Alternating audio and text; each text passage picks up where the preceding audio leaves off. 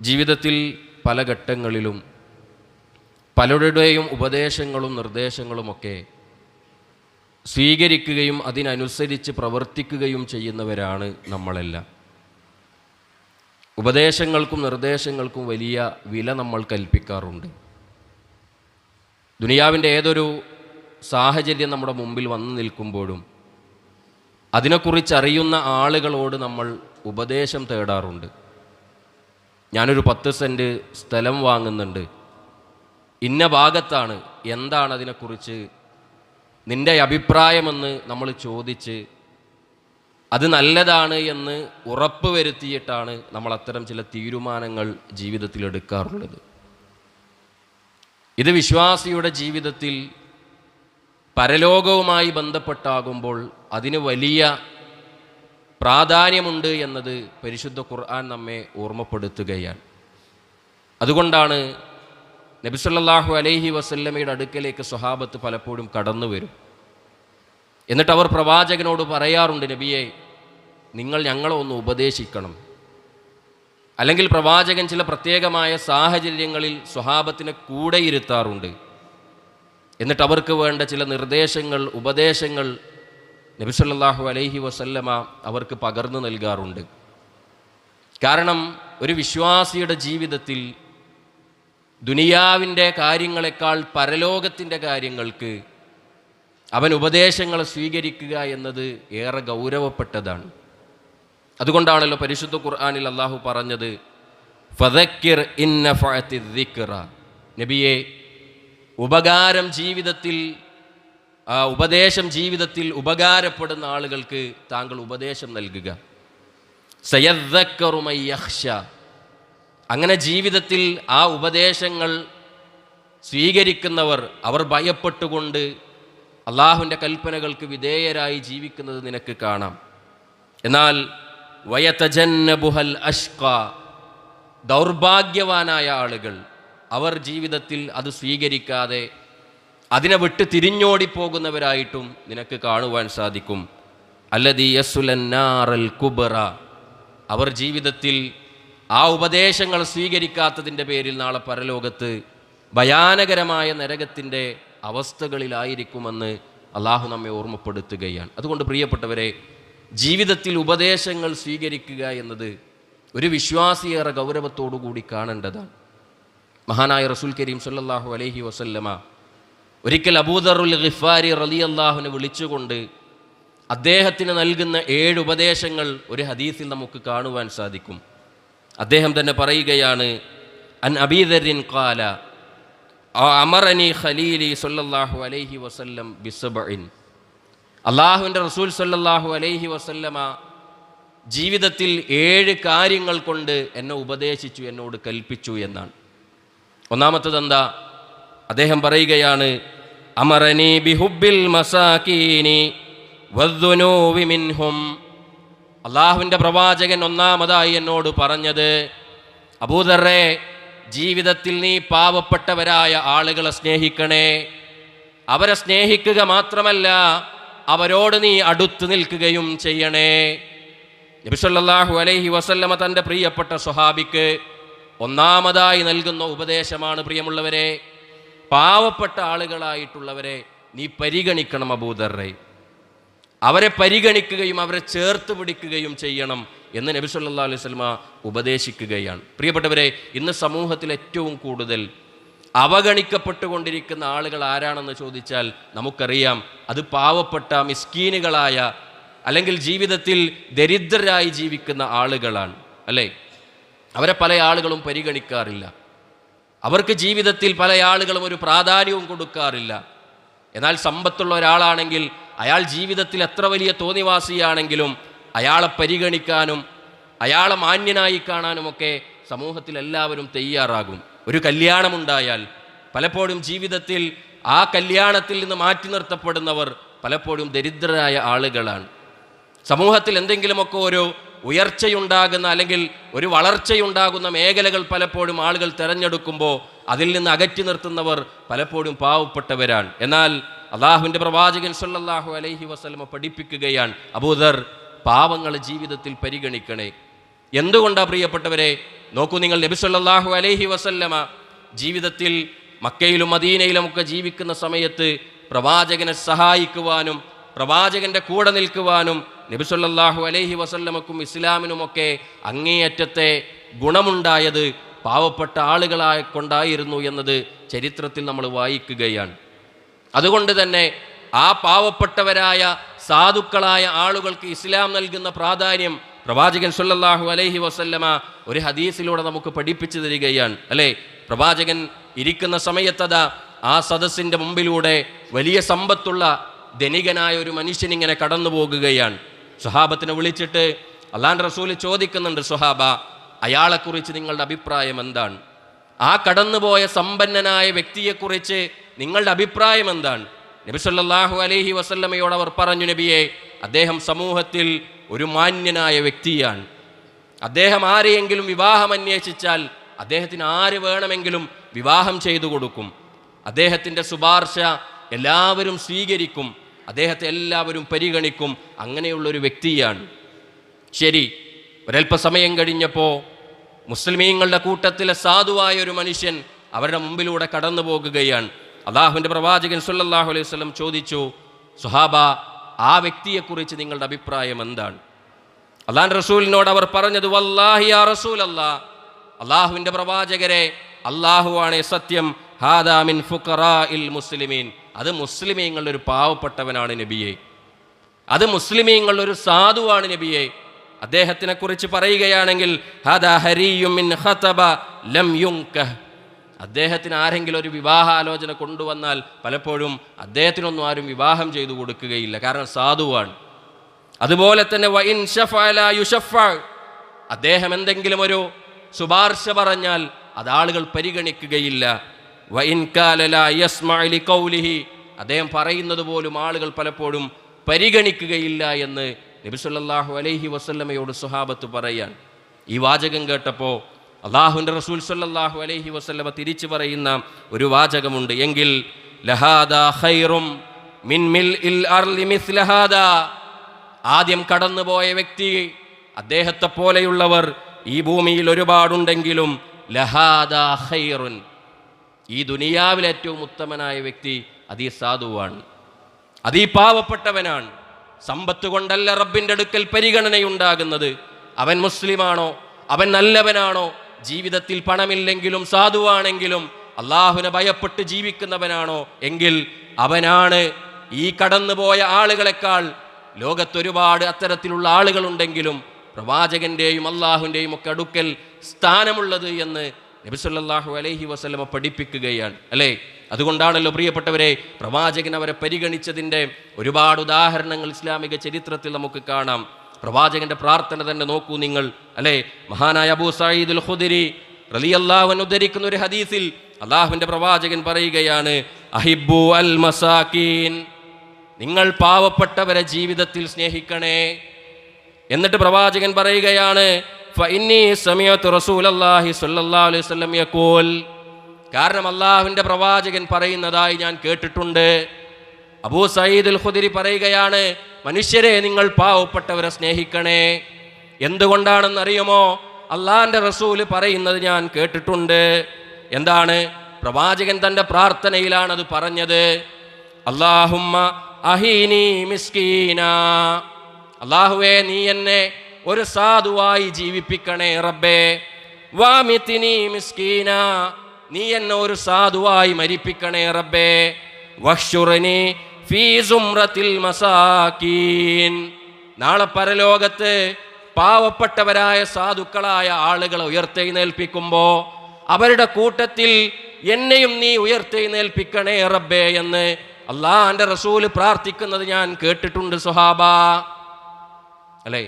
അള്ളാഹിൻ്റെ റസൂല് പ്രാർത്ഥിക്കാൻ, പടച്ചോനെ സാധുവാക്കണേ, പാവപ്പെട്ടവനായി ജീവിപ്പിക്കണേ, പാവപ്പെട്ടവനായി മരിപ്പിക്കണേ, നാളെ പരലോകത്ത് ആ പാവങ്ങളുടെ കൂടെ എന്നെ പരലോകത്ത് ഉയർത്തെഴുന്നേൽപ്പിക്കണേ. എന്തുകൊണ്ടാണ് പ്രിയപ്പെട്ടവരെ?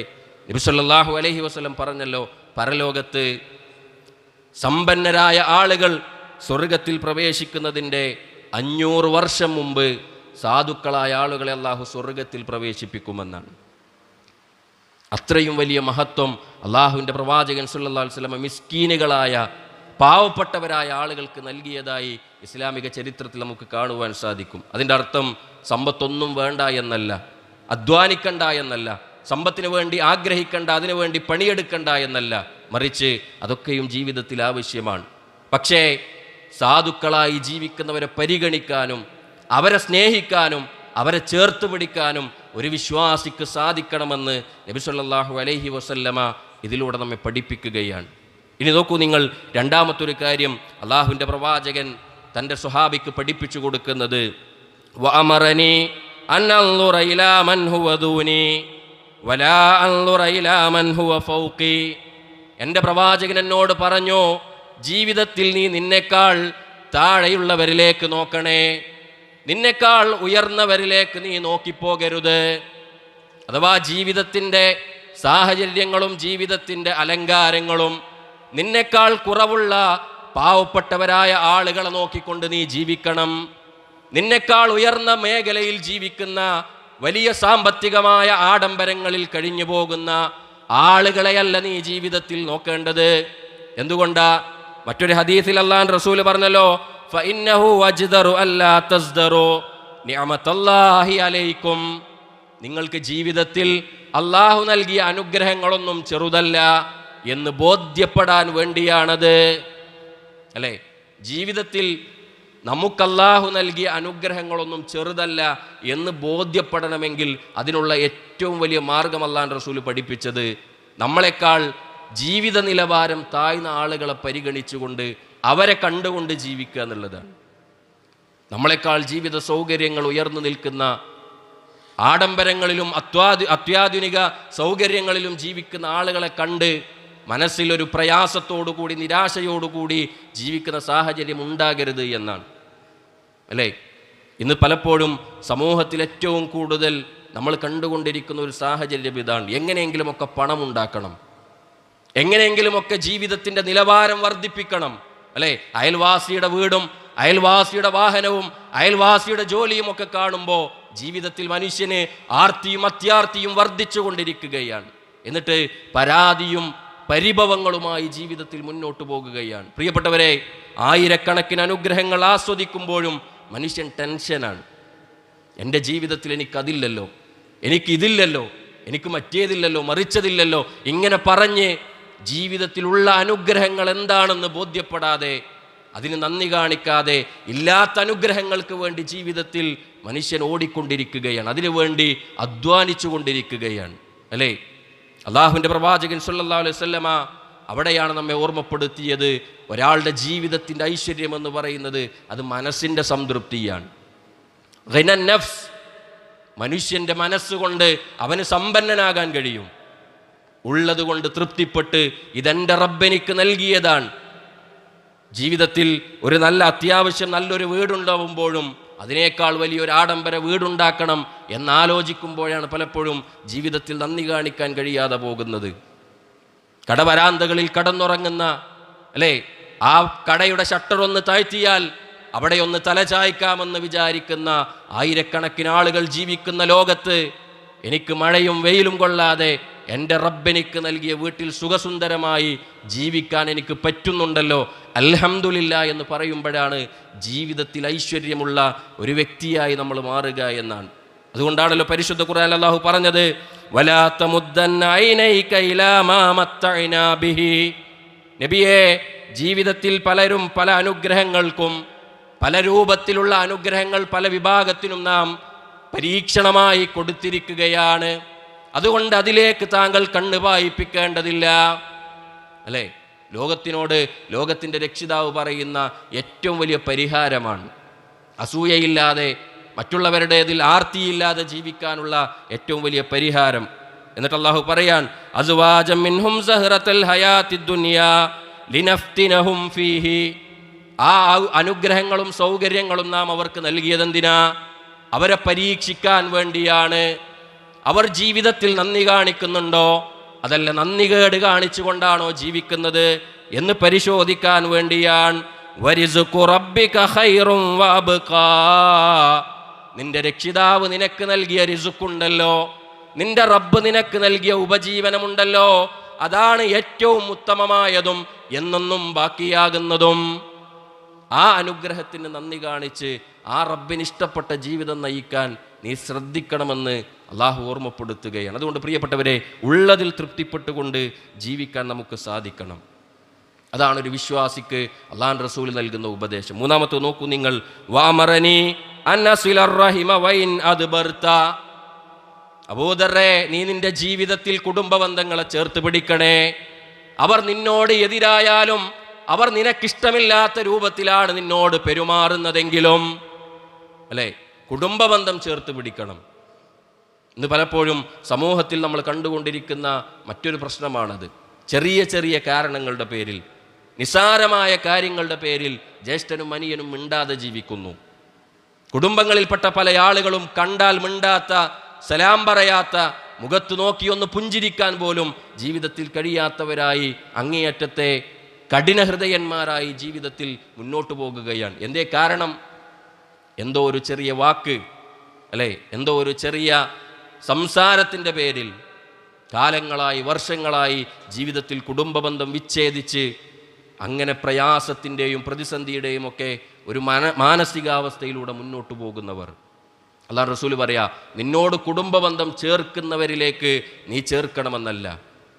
അവർ നിന്നെ ധിക്കരിച്ചാലും, അവർ അതിന് കൂട്ടാക്കുന്നില്ലെങ്കിലും, അവരാണ് പ്രശ്നക്കാരെങ്കിലും കടന്നു ചെന്ന് സലാം പറഞ്ഞ് അത് പരിഹരിക്കാൻ നിനക്ക് കഴിയണം. അങ്ങനെ ജീവിതത്തിൽ കുടുംബബന്ധം ചേർത്ത് വെക്കുന്ന ഒരുത്തനായി നീ മാറണമെന്ന് നബി സല്ലല്ലാഹു അലൈഹി വസല്ലമ പഠിപ്പിച്ചു കൊടുക്കുകയാണ്. പ്രിയപ്പെട്ടവരെ, ജീവിതത്തിൽ ഗൗരവത്തോടു കൂടി കാണേണ്ടതാണ്. അല്ലാഹുവിൻ്റെ റസൂൽ പറഞ്ഞല്ലോ, അള്ളാഹുവിൻ്റെ അർശുമായി ബന്ധപ്പെടുത്തിയ, അള്ളാഹുവിൻ്റെ പേരുമായി ബന്ധപ്പെടുത്തിയ ഏറ്റവും പ്രധാനപ്പെട്ട ഒരു സംഗതിയാണ് കുടുംബബന്ധമെന്ന് പറയുന്നത്. അത് മുറിച്ചു കഴിഞ്ഞാൽ അള്ളാഹു അവനുമായിട്ടുള്ള ബന്ധവും മുറിച്ചു കളയും. ആരെങ്കിലും അതിനെ ചേർത്ത് വെച്ചാൽ അള്ളാഹു അവനുമായിട്ടുള്ള ബന്ധവും ചേർത്ത് വെക്കും എന്ന് നബി സല്ലല്ലാഹു അലൈഹി വസല്ലം പഠിപ്പിക്കുകയാണ്. അതുകൊണ്ട് ചെറിയ ചെറിയ പ്രശ്നങ്ങൾ പറഞ്ഞ് ഞാൻ ഒരിക്കലും വിട്ടുകൊടുക്കുകയില്ല എന്ന് തീരുമാനിച്ച് ഇങ്ങോട്ട് വന്നാൽ മാത്രം ഞാൻ അങ്ങോട്ട് പോകുമെന്ന് പറയുന്ന ആ ഒരു സാഹചര്യം വിശ്വാസികൾക്കുണ്ടാകരുത്. പ്രവാചകൻ ഏറെ ഗൗരവത്തോടുകൂടി നമ്മെ ഓർമ്മപ്പെടുത്തിയതാണ്. നാലാമത്തെ നോക്കൂ നിങ്ങൾ, വാമറനി അല്ലാ സലാഹദൻ ഷൈആ. അബൂദർറേ, ജീവിതത്തിൽ ഒരാളുടെ മുമ്പിലും കൈ നീട്ടുന്ന, ഒരാളുടെ മുമ്പിലും പോയി കൈ ചോദിക്കുന്ന ഒരു സാഹചര്യം ഉണ്ടാകരുത്, അല്ലേ? ആളുകളോട് ചോദിച്ച് നടക്കുന്ന, ആളുകളുടെ അടുത്ത് നിന്ന് എന്തെങ്കിലുമൊക്കെ കിട്ടണമെന്ന് വിചാരിക്കുന്ന, അങ്ങനെ ആളുകൾക്കിടയിലൂടെ ഒരു യാചകനെ പോലെ ജീവിക്കുന്ന സ്വഭാവം നിന്റെ ജീവിതത്തിൽ ഉണ്ടാകരുത്. മഹാനായ പ്രവാചകൻ സല്ലല്ലാഹു അലൈഹി വസല്ലം പഠിപ്പിക്കുകയാണ്. ആരോടാണ് പറയുന്നത്? ഒരു നേരത്തെ ഭക്ഷണത്തിന് പോലും വകയില്ലാത്ത, അല്ലേ, പട്ടിണിയും പരിവട്ടവുമായി ജീവിക്കുന്ന സ്വഹാബത്തിന് അല്ലാഹുവിൻ്റെ റസൂൽ കൊടുക്കുന്ന ഉപദേശമാണ്. ഒരാളുടെ മുമ്പിലും പോയി കൈ നീട്ടി യാചിക്കുന്ന ഒരു സാഹചര്യം അത് വിശ്വാസിക്കുണ്ടാകരുത്. ഇല്ലാത്തത് കാണുമ്പോൾ ഒരു പക്ഷേ ആളുകൾ കണ്ടറിഞ്ഞെന്തെങ്കിലുമൊക്കെ തരും, അത് വാങ്ങാം, അത് സ്വീകരിക്കാം. അതിൻ്റെ അപ്പുറത്ത് ഇതൊരേർപ്പാടാക്കി ഇത് ജീവിതത്തിൽ ഒരു ജോലിയാക്കി മാറ്റുന്ന ആളുകളുണ്ട്. ആളുകളുടെ മുമ്പിൽ ഇങ്ങനെ കൈ നീട്ടി ഒരു ജോലിക്കും ഒരു അധ്വാനത്തിനും പോകാതെ മറ്റുള്ളവരാശ്രയിച്ച് ജീവിക്കുന്ന ഒരു സാഹചര്യം അള്ളാഹുവിൻ്റെ പ്രവാചകൻ വളരെ ഗൗരവത്തോടുകൂടി നിരുത്സാഹപ്പെടുത്തിയ ഒരു മേഖലയാണത്, അല്ലേ? പലപ്പോഴും ആളുകൾക്ക് ഒരു തവണ കിട്ടിക്കണ്ടാൽ പിന്നെ അത് ജീവിതത്തിൽ അങ്ങനെ തുടർന്നു പോകുന്ന ഒരു സാഹചര്യം പല ആളുകളുടെയും ജീവിതത്തിലുണ്ട്. കാരണം അധ്വാനമില്ലല്ലോ. ആളുകളോട് ചോദിക്കാനുള്ള ആ ഒരു മടി അതങ്ങ് മാറിക്കിട്ടിയാൽ മതി. പിന്നീട് അത് ജീവിതത്തിൽ ആ ഒരു മേഖല ഒരു പ്രൊഫഷനായി അത് ജീവിതത്തിൽ പല ആളുകളും ഏറ്റെടുക്കുകയാണ്. ഒരു വിശ്വാസിക്ക് അങ്ങനെ ജീവിതത്തിൽ മാറാൻ പാടില്ല. അല്ലാഹുവിൻ്റെ റസൂൽ പറഞ്ഞല്ലോ, മാ യസാലുർ റജുലു യസ്അലുന്നാസ ഹത്താ യഅതി യൗമൽ ഖിയാമത്തി ലൈസ ഫീ വജ്ഹിഹി മുസ്അതു ലഹം. ഒരാൾ ആളുകളോട് ചോദിച്ചുകൊണ്ടേയിരിക്കും, അവൻ നാളെ പരലോകത്ത് കടന്നു വരുന്നത് അവൻ്റെ മുഖത്തൊരു കഷ്ണം മാത്രമുള്ളവനായി കൊണ്ടായിരിക്കും, അല്ലേ? ചോദിച്ച് ആളുകളോട് അങ്ങനെ യാചിച്ച് നടക്കുന്നൊരു വ്യക്തി, അദ്ദേഹം പരലോകത്ത് കടന്നു വരിക മുഖത്തൊരച്ചിക്കഷ്ണം മാത്രമുള്ളവനായി കൊണ്ടായിരിക്കുമെന്നാണ്. അത്രയും അപമാനകരമായ ഒരു സാഹചര്യം പരലോകത്തുണ്ടാകുമെന്ന് അള്ളാഹുവിൻ്റെ റസൂൽ സല്ലല്ലാഹു അലൈഹി വസല്ലമ നമുക്ക് പഠിപ്പിച്ചു തരിക. അഞ്ചാമതായി അള്ളാഹുവിൻ്റെ പ്രവാചകൻ സല്ലല്ലാഹു അലൈഹി വസല്ലം പറഞ്ഞത്, വഅമറനി അൻ അഖൂല ബിൽ ഹഖി വഇൻ കാന മുറാ. ജീവിതത്തിൽ എത്ര കൈപ്പുള്ളതാണെങ്കിലും സത്യം മാത്രം പറയണേ. അബൂദർ റളിയല്ലാഹു അൻഹു അള്ളാഹുവിൻ്റെ റസൂൽ കൊടുക്കുന്ന ഉപദേശമാണ്. ജീവിതത്തിൽ എത്ര തന്നെ കയ്പുള്ളതാണെങ്കിലും എന്തെല്ലാം പ്രയാസങ്ങൾ അനുഭവിക്കേണ്ടി വന്നാലും സത്യം മാത്രം പറയുക, അല്ലേ? ഇന്ന് പലപ്പോഴും ജീവിതത്തിൽ അത്തരം സാഹചര്യങ്ങൾ ഏറ്റെടുക്കുന്നവർ വളരെ കുറവാണ്. ദീന് പറയുന്നിടത്ത്, അത്തരം മേഖലകളിൽ നിലപാടുകൾ പറയുന്നിടത്ത് ലോകം മുഴുവൻ എതിര് നിന്നാലും അള്ളാഹുവിൻ്റെ ദീനാണോ അത് പറയാൻ ഒരാളെയും ഭയക്കേണ്ടതില്ല എന്ന് അള്ളാഹുവിൻ്റെ ഇസ്ലാം നമ്മെ പഠിപ്പിക്കുകയാണ്. സത്യമാണോ പ്രിയപ്പെട്ടവരെ, അത് ജീവിതത്തിൽ പറയണം. അത് മൂടി വെക്കേണ്ടതല്ല, അത് മറച്ചു വെക്കേണ്ടതല്ല. അതാണല്ലോ അള്ളാഹുവിൻ്റെ പ്രവാചകൻ അടുത്ത ഉപദേശം നൽകിയത്. വഅമറനി അല്ലാ അഖാഫ ഫില്ലാഹി ലൗമത ലായിം. അള്ളാഹുവിൻ്റെ കാര്യത്തിൽ ഒരാക്ഷേപകന്റെ ആക്ഷേപത്തെയും നീ ഭയന്നു പോകരുത്. ആളുകൾ ഒരു പക്ഷേ നിനക്കെതിരെ തിരിയും. ജീവിതത്തിൽ നീ പറയുന്ന കാര്യങ്ങൾ അത് സത്യമാണെന്ന് ബോധ്യപ്പെടുമ്പോൾ, അത് സമൂഹത്തിൽ പ്രചരിക്കുന്ന തിന്മകൾക്ക് എതിരെയുള്ള നിലപാടാണെന്ന് പറയുമ്പോൾ ആളുകൾ നിന്നെ ഒറ്റപ്പെടുത്തും, ആളുകൾ നിന്നെ പരിഹസിക്കും. നീ തീവ്രവാദിയാണെന്നും നീ താലിബാനിസത്തിൻ്റെ ആളാണെന്നും. അങ്ങനെ ജീവിതത്തിൽ നീ എടുത്ത നിലപാടുകൾക്കെതിരെ ശബ്ദമുയർത്തുമ്പോൾ ഭയപ്പെട്ടുകൊണ്ട് മാറി നിൽക്കേണ്ടവനല്ല. നീ ഭയപ്പെടേണ്ടത് അള്ളാഹുവിനെയാണ്. അവൻ ജീവിതത്തിൽ പഠിപ്പിച്ച ആശയം പറയുന്നിടത്ത് മറ്റൊരാളെയും ഭയപ്പെടേണ്ടതില്ല, അല്ലേ? അള്ളാഹുവിൻ്റെ റസൂൽ സ്വല്ലല്ലാഹു അലൈഹി വസല്ലമ വളരെ കൃത്യമായി നൽകുന്ന ഉപദേശമാണ്. ദീന് പറയുന്നിടത്ത് നമ്മൾ ആരെ പേടിക്കണം പ്രിയമുള്ളവരെ? ആരെല്ലാം എന്തെല്ലാം പ്രയാസങ്ങളും പ്രശ്നങ്ങളുമായി കടന്നു വന്നാലും റബ്ബിൻ്റെ ദീനാണ് ഞാൻ പറഞ്ഞത്, അതുകൊണ്ട് എനിക്കൊരു പേടിയുമില്ല എന്ന നിലപാടെടുക്കുമ്പോൾ റബ്ബിൻ്റെ സഹായമുണ്ടാകുമെന്നത് ജീവിതത്തിൽ വിശ്വാസികൾക്കുള്ള വലിയ ആശ്വാസമാണ്. അതുകൊണ്ട് ഏത് രൂപത്തിലുള്ള പ്രയാസങ്ങളും ബുദ്ധിമുട്ടുകളും ഏതെല്ലാം തരത്തിൽ നമ്മുടെ ജീവിതത്തിലേക്ക് കടന്നു വന്നാലും നമുക്കുറപ്പുണ്ടാകണം, ഞാൻ എൻ്റെ റബ്ബിൻ്റെ മാർഗത്തിലാണ്, ഞാൻ പറഞ്ഞത് സത്യമാണ്, ഞാൻ ജീവിതത്തിൽ നിലകൊള്ളുന്നത് സത്യത്തിന് വേണ്ടിയാണ്. അത് ജീവിതത്തിൽ പ്രഖ്യാപിക്കുമ്പോൾ ഒരാക്ഷേപകൻ്റെയും ആക്ഷേപത്തെ ഭയപ്പെടാതെ ജീവിതത്തിൽ മുന്നോട്ട് പോകാൻ നിനക്ക് സാധിക്കുമെന്ന് അള്ളാഹുവിൻ്റെ പ്രവാചകൻ സല്ലല്ലാഹു അലൈഹി വസല്ലം പഠിപ്പിക്കുകയാണ്. അവസാനം പ്രവാചകൻ പറഞ്ഞത് വഅമറനി അൻ അക്സുറ മിൻ ഖൗലി ലാ ഹൗല വലാ ഖുവത ഇല്ലാ ബില്ലാ. അബൂദർ, ജീവിതത്തിൽ ലാ ഹൗല വലാ ഖുവത ഇല്ലാ ബില്ലാ എന്ന വാചകത്തെ നീ മുറുകെ പിടിക്കണേ, അത് ജീവിതത്തിൽ അധികരിപ്പിക്കണം. കാരണം ഫഇന്നഹുന്ന മിൻ കൻസിൻ തഹ്തൽ അർശ്, അത് അല്ലാഹുവിൻ്റെ സ്വർഗ്ഗത്തിലെ അർശിൻ്റെ താഴെയുള്ള ഒരു നിധിയാണ് എന്ന് നബി സല്ലല്ലാഹു അലൈഹി വസല്ലം പഠിപ്പിച്ചു കൊടുക്കുകയാണ്. ഈ രൂപത്തിൽ മഹാനായ അബൂദർ റളിയല്ലാഹു അൻഹു 7 ഉപദേശങ്ങൾ അള്ളാഹുവിൻ്റെ പ്രവാചകൻ സല്ലല്ലാഹു അലൈഹി വസല്ലമ നൽകുകയാണ്. എൻ്റെ പ്രിയപ്പെട്ട കൂട്ടുകാരൻ എനിക്ക് നൽകിയ ഉപദേശമെന്ന് പറഞ്ഞ് അബൂദർ റളിയല്ലാഹു അൻഹു നമുക്കത് പകർന്നു തരുമ്പോൾ പ്രിയപ്പെട്ടവരെ, നമ്മുടെ ജീവിതത്തിലും ഏറെ ഗൗരവത്തോടുകൂടി നമ്മൾ സ്വീകരിക്കേണ്ട ഈ ഉപദേശങ്ങൾ അത് കൃത്യമായി സ്വീകരിക്കുകയും അതുപോലെ റബ്ബിനിഷ്ടപ്പെടുന്ന ഒരു ജീവിതത്തെ നയിക്കാൻ നമ്മൾ തയ്യാറാവുകയും ചെയ്യുക. അല്ലാഹു സുബ്ഹാനഹു വ തആല ആ രൂപത്തിൽ എല്ലാ നന്മകൾക്കും നമുക്ക് തൗഫീക്ക് നൽകി നമ്മെ അനുഗ്രഹിക്കുമാറാകട്ടെ.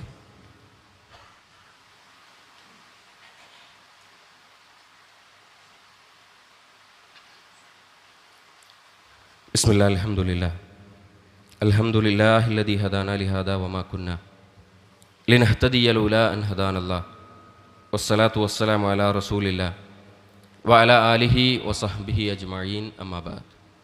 ഏറെ സ്നേഹം നിറഞ്ഞ സത്യവിശ്വാസി സഹോദരങ്ങളെ, സഹോദരിമാരെ, അള്ളാഹുവിനെ സൂക്ഷിക്കണേ എന്നൊരിക്കൽ കൂടി എന്നെയും നിങ്ങളെയും ഞാൻ ഓർമ്മപ്പെടുത്തുകയാണ്, വസിയത്ത് ചെയ്യുകയാണ്.